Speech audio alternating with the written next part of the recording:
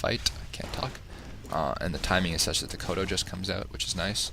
He attacks the Mud Golem, which dies really easily, so that's the smart thing for the Orc to focus. Then he devours. I don't like devouring the Fiend that the Blade Master is focusing, but hey.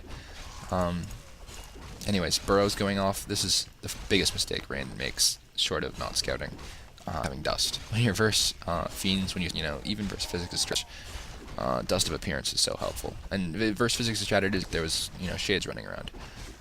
Look at all the Fiends that would be dead right now had he had Dust of Appearance. Or one trick I like to use, going to the game, our Rain is forced to port. Really smart port on his part. I think he only lost one Fiend and he killed 2 or 3 grunts. Lost the Mud Golem too, but whatever. Trick for Orc player, for all races out there on this map, build your tier 2 buildings next to the Goblin Lab. The reason for that, not only can you hide, you can hide your strategy a little bit because they don't always scout down there to see if you've built a building there. So Rain wouldn't have seen a dual bestiary, for example, if one of them had been up at the base and the other one had been next to the Goblin Lab. But the other reason for doing that is it gives you access to the Goblin Lab. You can use it just if there's a building nearby. You don't even need it. So that gives you free reveal, and that's useful not only versus Elf and Burrowed Fiends, but it's also useful for figuring out where their tech is, what build they have up. I mean, if DNA had done that at any point earlier on, he would have seen such a he would have pretty much been able to tell that that the undead was massing Fiends, and then he would have had a dual. I'm pretty confident he would have gone dual bestiary instead of this tier 3 tech, and he would have had a much earlier warm for Kodos.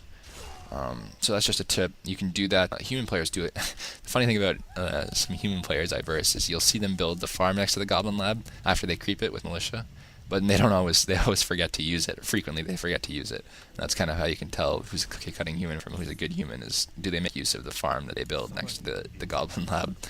But that's definitely a good way if you're human to take advantage of it. If you're every other race, I guess Elf could put a Wisp there. Undead can't really do much, to be honest. They have Blight, but Orc and Elf can build their tier 2 buildings down there, and that's a really smart move, I think. Particularly talking about the Orc versus Elf matchup quickly. I don't want to digress too much, but you need to know what tier 2 buildings they're putting up, right? And if the Elf's being aggressive at tier 2, and you can't check what their buildings are with your units, you can at least reveal. Going back to the game, very close to the level 5 Death Knight, which is the reason he's doing this risky creeping right now. I said physics against Rain. Rain is very close to the level 5 Death Knight. He's got 2 statues out now. He's got an Orb Lich. Strategy is that Orb of Corruption. Because of I think it's my armor that it gives. It just increases the DPS. Yeah, -5 armor. Increases the damage per second of this exponentially. So much extra damage because of that.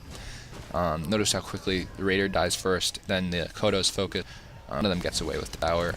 His Burrow micro, very, very impressive.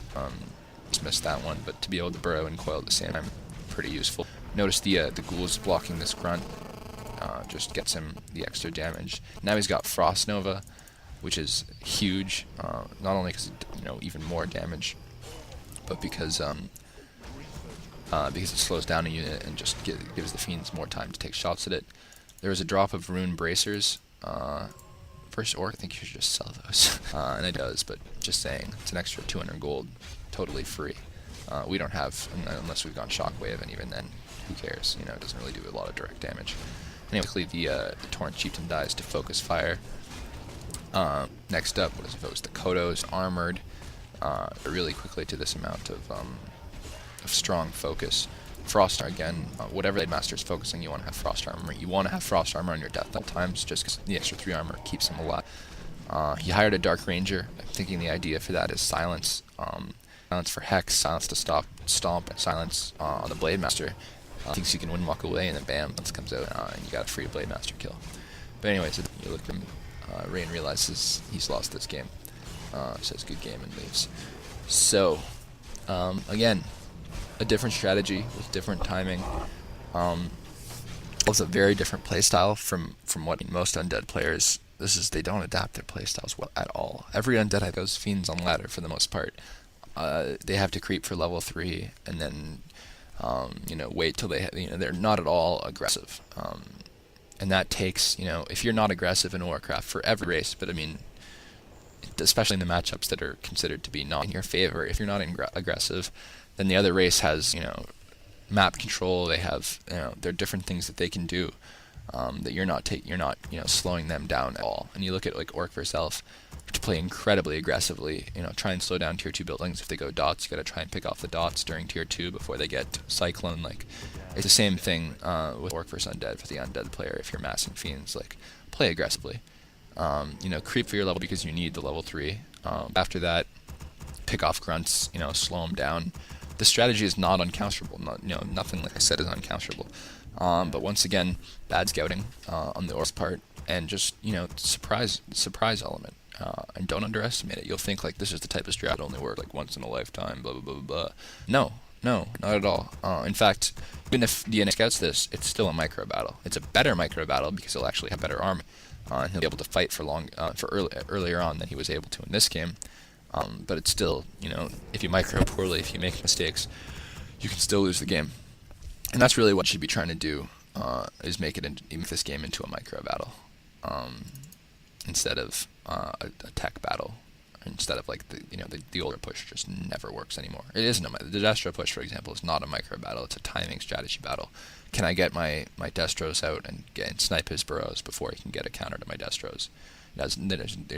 Obviously there's going to be micro in the strategy, but it's not a component of the strategy. The strategy is about timing. This strategy is about making it into a micro fest. Can I burrow my Fiends before he kills them? Can I frost armor my Fiends enough? Can I coil my Fiends early? Etc. Etc. Etc. And if you're an Undead player and you're confident in your micro, then that's definitely a strategy you should be doing versus Orc. One thing I'll draw your attention to: if you lose Fiends early on carelessly with that strategy, you're screwed.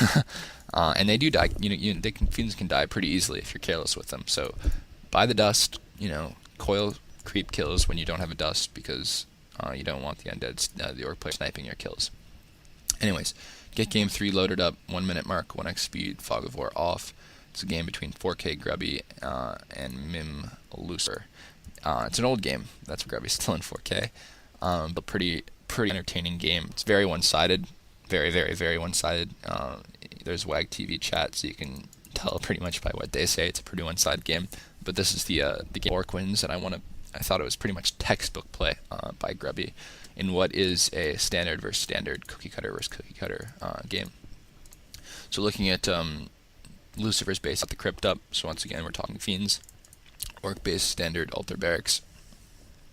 Again, no creep routes. Know your creep routes on this map. The standard, again, the Undead's level 3. He's almost definitely going to creep the Ogre Warrior camp first, followed by the Null Brute camp. And either the Merc camp, the Gold Mine, or the Marketplace are standard, quotation marks, standard creep routes for the Undead. All of which will give him close to level 3. There's no earlier level 3 like Tyranniston, but that's a ton of experience to the point that if you get a Grunt kill or a Wolf kill, like it pretty much gives you level 3. Or another extra small camp. So the Undead can get level 3, the better his chances are. That's what Lucifer's has in mind when he goes Fiends. That's kind of what all Undeads should have in mind when they go Fiends. Grubby knows that. From Grubby's point of view, he can play very aggressively on this map, partially because he can stack his Blade Master pretty quickly. I don't think he does it in this game. It's an older game, and Blade Master abuse like that wasn't as common. That's one of the reasons he can play very aggressively. Another reason he knows that getting level 3 like on this map is not as easy as getting level 3 on Tyrannistan.